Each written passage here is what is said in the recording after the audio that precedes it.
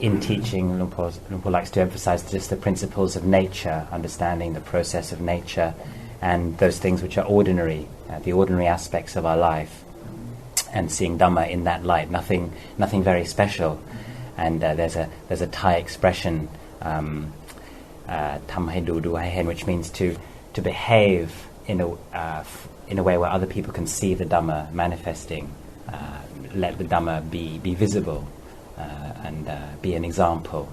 That's the best way to summarize it, for the Dhamma to manifest by means of being an example to others.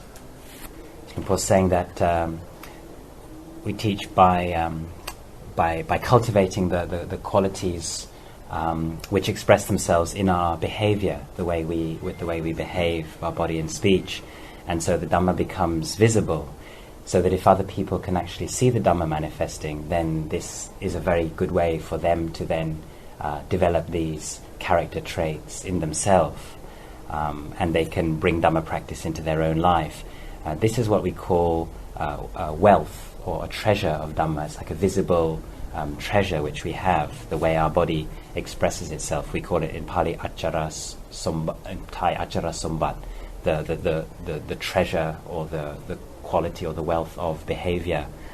And so in the old days when Luang Por Chah was still alive, he used to allow his disciples to have a contact with him, so that they became familiar with him and were at ease around him, so that they weren't sort of tense and fearful in his presence.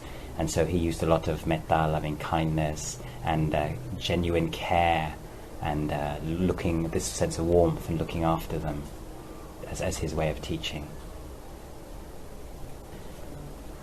And so we have these very important principles of practicing with regard to one another in a community. We call these, we use what we call the wattas. These are the various duties of monastic observance or behavior. We have the word acharya watta, it's the duties of the disciples towards their teacher. And then the saddiviharika watta, the duty of the teacher towards his disciples. And so regarding properly to one another, this gives rise, or this fosters the qualities of this wealth, or the treasure of spiritual qualities. And this is how we develop Dhamma practice, by relating to one another properly. Does the Master find a difference in this approach between teaching Westerners and So of course, with regard differences, I don't really see that there are much differences between people, because the natural instincts or the underlying tendencies, the basic characteristics of all human beings are the same. It's just that we've inherited different external traditions.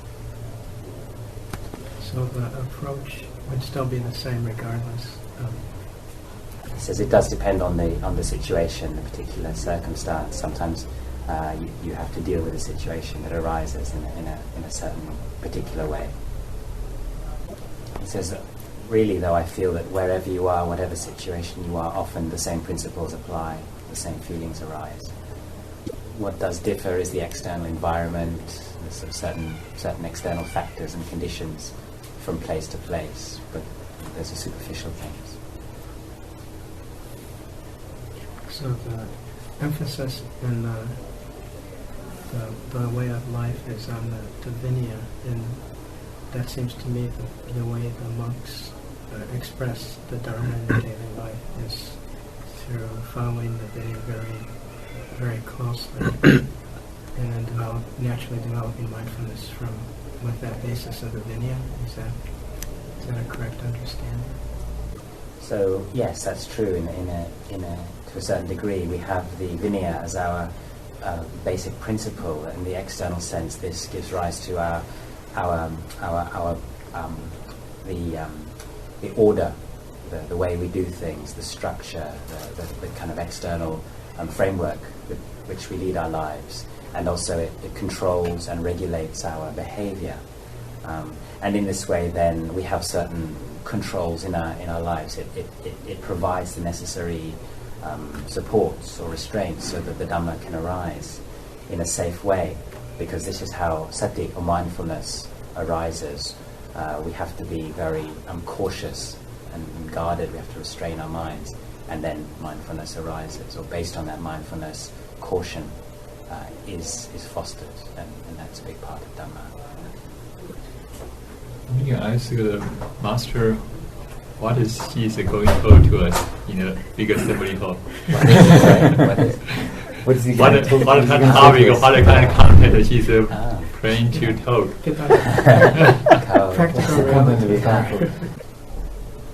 Paul said, actually, I don't have any special Dhamma to expound on. This is just be dealing with topics which are bound up with our daily life. The Dhamma has no, in itself, has no themes, has no titles, has no topics. It's really all about nature.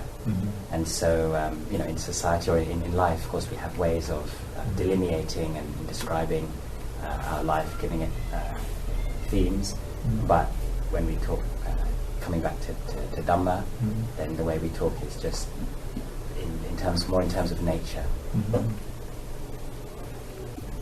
So, does that mean the forest monastery, because of the experience of nature, is ideally much more suited to an urban monastery for developing, awareness of sati? So Luang Por said, you could say that, or you might think that, but really, whatever place a monastery is in, whether it's in a forest or a more urban, a city place, that's just the place. And the important thing is whether we use that place in a way which is of genuine benefit. So a city monastery, an urban monastery, again, it's just a physical location. It's just one type of place. And so anything we do in life needs some kind of location, but the important thing is what we do with it.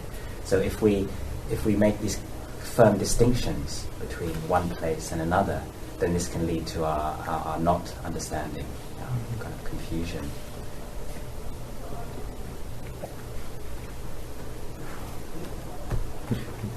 I'm sorry, I'm asking so many questions. I think I'm like a little kid in a monk with so much experience. I just want to think of different things that are relevant to have the benefit of his wisdom. So, does he have any special advice for Americans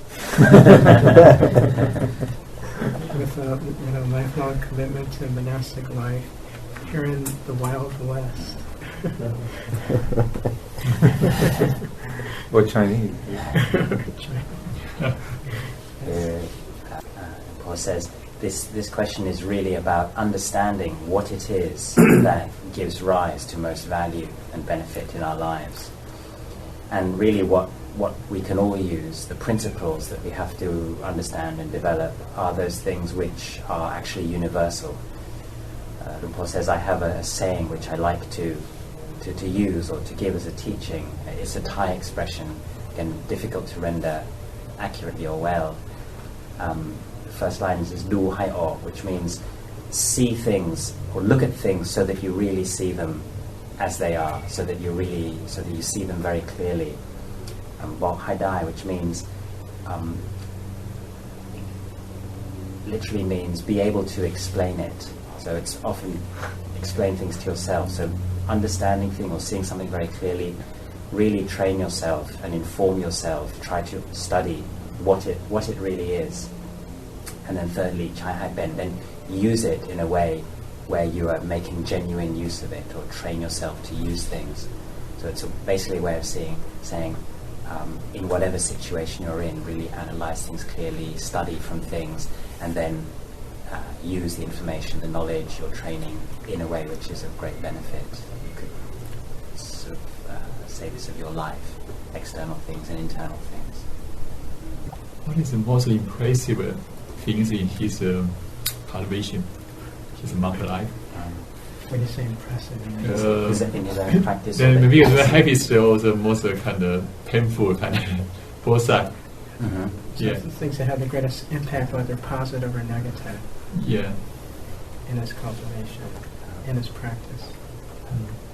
Luang Por was saying that, well, with regard obstacles or difficulties, you could say that he's experienced some fear.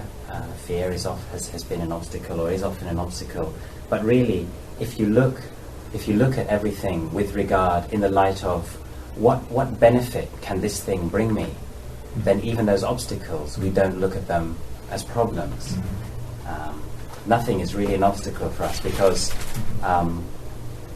when we experience something which, say, we think is dangerous, then in time we get used to it, we become accustomed to it, and even that thing can in time then become something of value to us. So at the end, Luang Por said, if we never had any enemies, we would have nothing to train ourselves and to fight and develop strength. Using our opponents or our enemies. What was the happiest time? I said with regard happiness, the time when he feels most happiness is when there's the abandoning of any sense of importance, of self-importance arising in himself. When we don't feel in any way important or important, then this gives rise to natural feelings of letting go of the sense of self, or a letting go within oneself, and that's the highest happiness.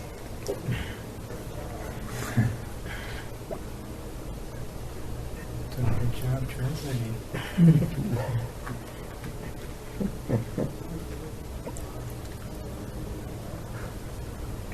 So does Master do a lot of traveling, or mostly just stay in Thailand? Does he end up having to go to all your branches? It must be pretty busy if he does that. So Luang Por was saying, I mean, not an awful lot of going here and there, because I don't really want to do any traveling, but in my role, the capacity I do have duties and responsibilities to look after the community and society, so it's something I do have to do. And if it is of communal benefit and seen as valuable, then I don't make a problem out of it, don't think too much about it, just travel, go somewhere, like coming here just for a period of time. Last month, Luang Por was invited to Australia. There's an abbot there called Ajahn Chah invited Luang Por to Australia. I went to see the Buddhists and give them support. I was in the Melbourne area. And this month, Venerable Ajahn Chah has invited me here. Came to Thailand and invited me here, and I replied that if my body was up to it, if my body would allow me to travel, then I would be willing to come here and carry out my role or do my duty, my job. But I don't set the program. It's up to Ajahn Chah, and so I don't really think much about it.